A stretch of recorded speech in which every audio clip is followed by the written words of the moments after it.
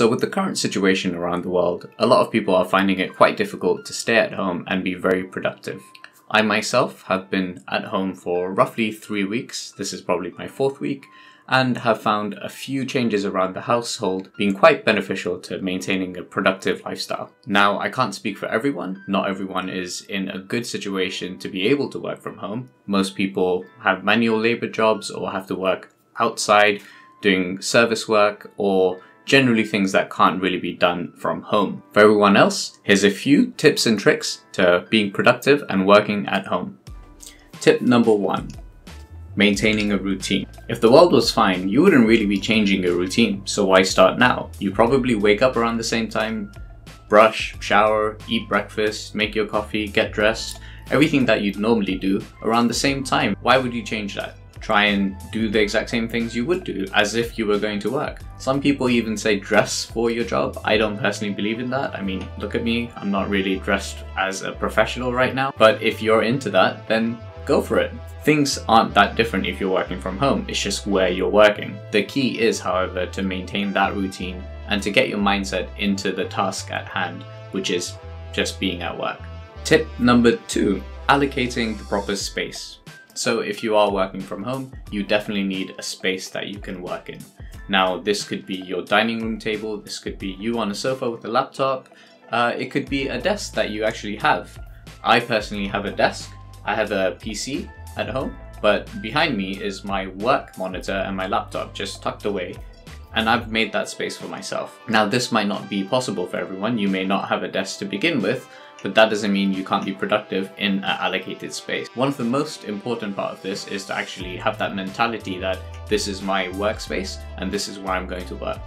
And that is the first step towards anything, really. You want to work in a place that is comfortable, well lit, and where you can focus. When allocating that space, you want to focus on 3 things. You want to be A, comfortable, B, you want there to be adequate lighting around there, and C, you want to be able to make that physical or mental differentiation in that space as to the rest of your house. So if you're working from your couch, that's great, but you want to be able to isolate yourself from any distractions that would happen on a day-to-day lifestyle if you were, I don't know, at home on Saturday with the TV on, with the dogs around, with your kids. I have a dog.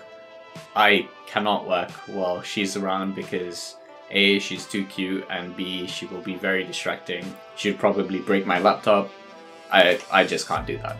If you have a spare room, maybe go there. Maybe that is the space that you need. If you have a little corner that's not being used, maybe set up shop there. If you have a dining table, maybe that's adequate enough as well.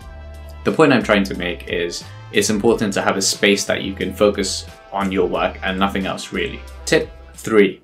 Reducing distractions. Now, I've just said that you can find your space and kind of just focus there, but that doesn't mean that you won't be distracted from it. Hey, you're working from home. This is your home. This is where you're comfortable. This is where you probably don't really think about work any other time. So, you know, it is going to be difficult. But part of working from home would mean that you want to isolate yourself from any distractions that you may or may not have in the house. It's really easy to sit on your couch, have your laptop in front of you, be ready to work, but then put on Netflix in the background. Not only can that be a distraction, but it's not really helping you be productive. You may be one of those people that can have something on in the background and not be distracted at all, and that's great, but for the majority of people that might not be the case. If you like to listen to music or listen to podcasts, that's fine, you probably already do that from work. I know I do, but what I'm really trying to say is just don't do anything that you wouldn't do at work. Another thing that you could do is just keep your phone away and not look at it at all times. Put it on mute, put it on silent. It doesn't really matter, you just want to keep that phone away from you if you don't really use it at work as well. If you're on a conference call, great, you can use your phone and things, but if you're there scrolling through Instagram or your Facebook feed, it's not really helpful. Tip number 4, ergonomics. So if you don't already have an allocated space like I do, I have an office with an office chair and a desk and a monitor. I'm already ready to go, but you might not be in the same situation as I am. If you're setting up in the dining room and you have your laptop in front of you and you just have a regular dining table, you may want to purchase a back support or a backrest.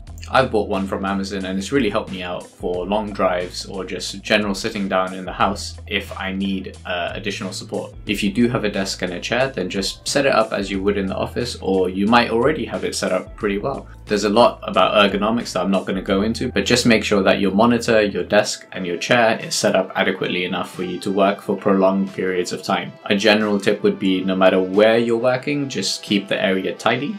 You don't want to be, working on top of a pile of laundry. Just try and be as organized as you can.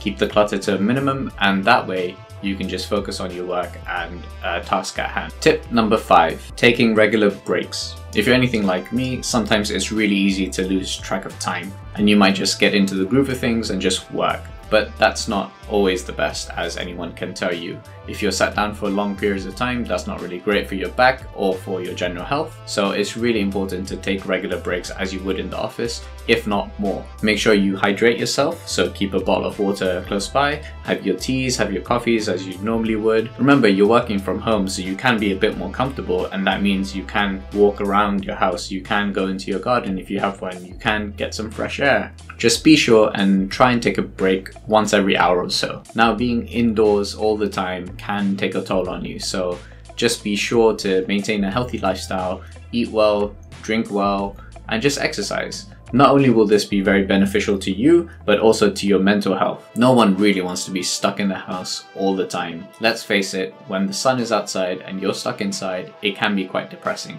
Especially here in Manchester, where the first few days of the lockdown were the sunniest. Once you are done with work, just have fun. Try to do group videos with your friends, play video games, read a book, watch movies. You have plenty of time to do things that you may or may not have done so in the past. If you want to try a new skill, go for it. You have time. Just do the things that will help you keep your sanity in this situation. I hope that from this video you've taken away a few things that you can employ to your daily life that might be helpful to you. All I can say in these troubled times are protect yourself and protect others by staying inside if you can, maintain your social distancing, wash your hands on a regular basis, stay healthy, stay active, and all the very best. Peace.